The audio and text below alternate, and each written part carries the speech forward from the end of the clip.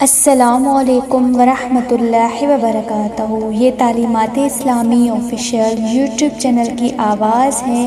قرآن اہل بیت کی معلومات، مستند دینی معلومات اور اصلاحی بیانات کے لیے ہمارے چینل کو سبسکرائب کریں، ویڈیو کو لائک کریں اور ثواب کی نیت سے اس پیغام کو دوسروں تک شیئر کریں۔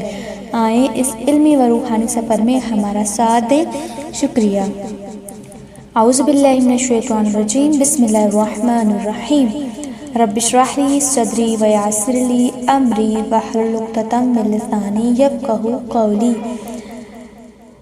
عزیزان من، سامعین محترم، آپ سب کو پتہ ہے کہ ہم کتاب کربلا کی باتوں کا ذکر کر رہے تھے۔ آپ سب کے لیے ایک بہت ہی اچھی کتاب کربلا کی باتوں کا سلسلہ جاری و ساری ہے، تو اس کا ہم آج انشاءاللہ سبق نمبر 3 آپ سنیں گے، جس کا نام ہے حج کا مسافر۔ آئیں سبق شروع کرنے سے پہلے امام حسین علیہ السلام کو سلام پیش کرتے ہیں۔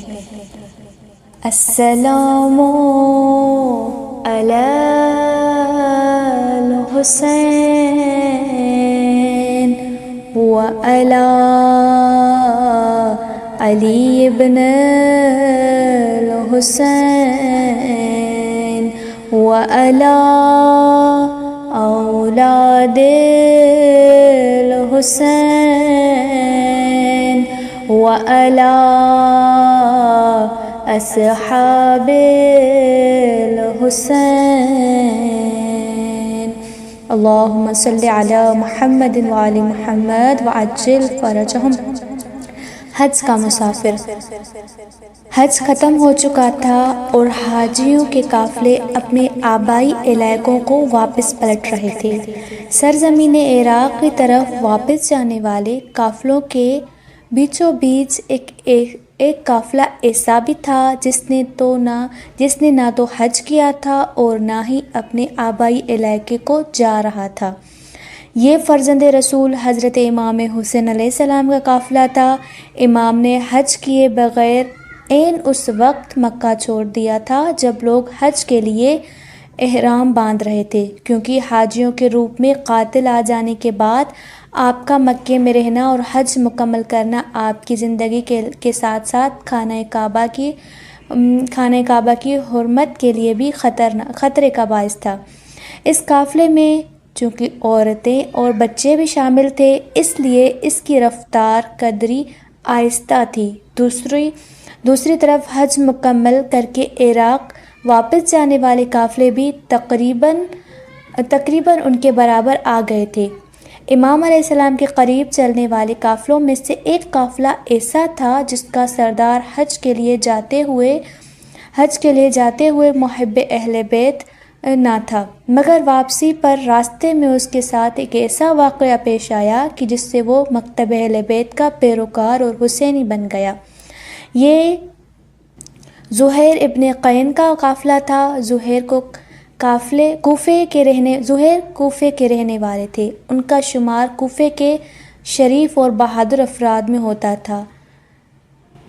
وہ مایانار جنگجوز اور ماہر شمشیر زن تھے۔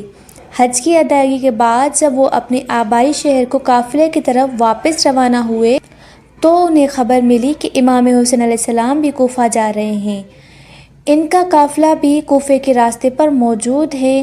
زہیر چونکہ نظریاتی طور پر مکتب اہل بیت کے مخالف تھے، اس لیے انہوں نے فیصلہ کیا کہ وہ اپنے قافلے کو امام علیہ السلام کے قافلے سے دور رکھیں گے تاکہ انہیں امام کا سامنا نہ کرنا پڑے۔ یہی وجہ تھی کہ جب امام علیہ السلام سفر کرتے تو زہیر اس دوران اپنا قافلہ روک کر آرام کر لیتے تھے، اور جب امام علیہ السلام کا قافلہ کہیں رکتا تو زہیر اپنا سفر جاری رکھتے، مگر زرود نامی جگہ پر پانی کے لیے ایک چشمے نے دونوں قافلوں کو اکٹھا کرنے پر مجبور کر دیا۔ اس قافلے پر دونوں قافلے ایک ساتھ رکے اور زہیر ابن قین کا خیمہ امام حسین علیہ السلام کے خیمے کے قریب نصب ہوا۔ اگرچہ وہ امام سے کنارہ کش کر رہے تھے، مگر امام حسین علیہ السلام کی نظریں نظر انتخاب نے انہیں ان کے اعلیٰ اوصاف کی وجہ سے اپنے لیے چن رکھا تھا، بس کسی مناسب وقت کا انتظار تھا کہ انہیں قافلہ حسینی میں شامل ہونے کی دعوت دی جائے۔ یہی وہ مقام تھا جہاں امام حسین علیہ السلام نے اپنے قاصد کے ذریعے ملاقات کے لیے بلایا۔ جب قاصد پہنچا اس وقت زہیر دسترخوان پر بیٹھے کھانا کھا رہے تھے۔ قاصد نے انہیں بتایا کہ امام حسین علیہ السلام تم سے ملنا چاہتے ہیں اور تمہیں ملاقات کے لیے اپنے خیمے میں بلا رہے ہیں۔ زہیر ابن قین نے امام کی دعوت کو مسترد کرتے ہوئے ملاقات کے لیے ان کے خیمے میں جانے سے انکار کر دیا، مگر ان کی زوجہ دلیم بنت عمرو جو اس وقت اس سفر میں ان کے ساتھ تھی، اٹھ کھڑی ہوئی اور زہیر سے کہنے لگی کہ یہ کیا عجیب بات ہے، کس قدر افسوس کا مقام ہے کہ رسول اللہ کا بیٹا تمہارے پاس ملاقات کے لیے پیغام بھیجے اور تم مسترد کر دو۔ آخر وہاں جانے میں کیا ہیں؟ آخر وہاں جانے میں اور ان کی بات سننے میں کیا حرج ہے؟ زہیر تم جاؤ، امام حسین علیہ السلام کی بات سنو، پھر بھلے واپس آ جاؤ۔ زہیر ابن قین اگرچہ جانا نہیں چاہتے تھے، مگر انہیں اپنی شریک حیات کا مشورہ مناسب لگا۔ وہ امام حسین علیہ السلام کی خدمت میں حاضر ہوئے۔ کچھ دیر امام کے خیمے میں باتیں ہوتی رہی، پھر ملاقات ختم ہوئی۔ زہیر اپنے قافلے میں واپس آ گئے، مگر واپسی پر ان کا چہرہ خوشی سے چمک رہا تھا۔ آتے ہی انہوں نے اپنے قافلے والوں کو حکم دیا کہ میرا خیمہ یہاں سے اکھاڑ کر امام حسین علیہ السلام کے پڑوا میں ان کے خیمے کے ساتھ نصب کیا جائے۔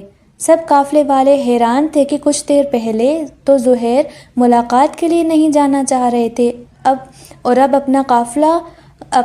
اپنا قافلہ اور سرداری سب کچھ چھوڑ کر امام علیہ السلام کے پڑوا میں منتقل ہونے کا فیصلہ کر لیا ہے۔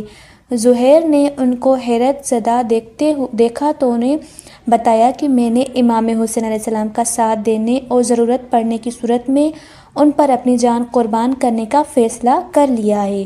میں اب ان کے قافلے میں شامل ہونے جا رہا ہوں۔ تم میں سے جو کوئی اس مہم میں میرے ساتھ شریک ہونا چاہے تو بسم اللہ، ورنہ یہ میری اور آپ کی آخری ملاقات ہے۔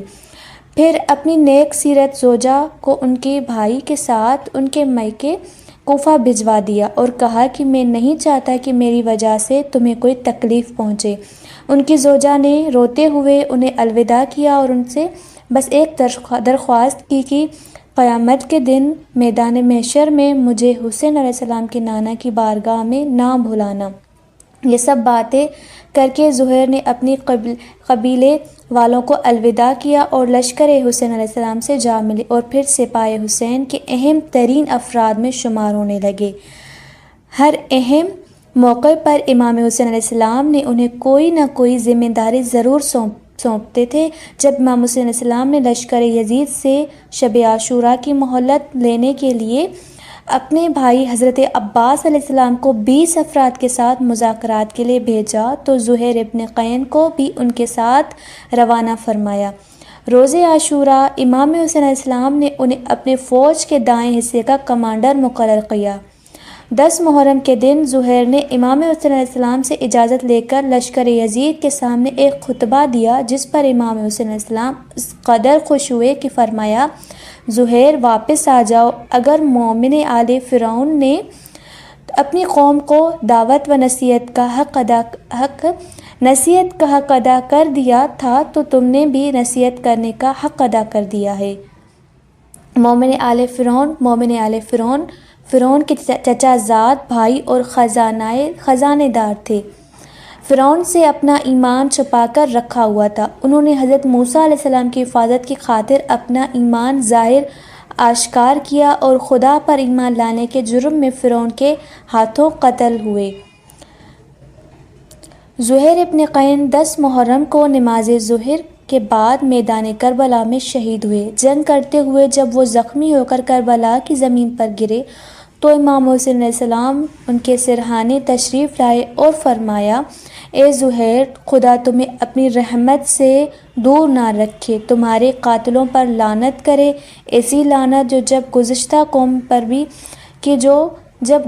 قوموں پر کی گئی تھی تو وہ بندر اور سور کی شکل میں مسخط ہو گئے تھے۔ یوم حج کہ اس مسافر نے حج کے عاشق امام کی گود میں آخری سانس لی اور ان کی روح پرواز کر گئی۔ آئیں دیکھتے ہیں کہ اس سے ہمیں درس کربلا کیا ملتا ہے۔ تحریر کربلا اپنے آغاز سے ہی غیروں کو اپنی طرف متوجہ کرتی آئی ہیں اور صلاحیت رکھنے والے افراد کو اپنا لیتی ہیں۔ ضروری ہے کہ ہم بھی امام حسین علیہ السلام کی طرح غیروں کو اس تحریک کی طرف دعوت دیں اور انہیں خود سے دور کرنے کے بجائے اپنے قریب کریں۔ عزم صمیم کے ساتھ ماضی کی غلطیوں کا ازالہ کیا جا سکتا ہے، کیونکہ اہم یہ نہیں کہ کوئی کیا تھا، بلکہ مہم یہ بات ہے کہ وہ اب کیا ہے۔ زہیر مخالف اہل بیت تھے مگر اب شہید کربلا ہے۔ امام حسین علیہ السلام کے سفینۃ النجات ہونے میں کوئی شک نہیں، لیکن شرط یہ ہے کہ کوئی زہیر کی طرح اپنا راستہ چھوڑ کر ان کی کشتی پر سوار ہو تو یقیناً نجات پا جائے گا۔ ایک اچھی صحبت، اچھی شریک حیات، اچھا ساتھی اور اچھا مشیر انسان کی زندگی کو بدل سکتا ہے اور اسے کربلائی بنا سکتا ہے۔ والسلام علیکم ورحمۃ اللہ وبرکاتہ، فی امان اللہ۔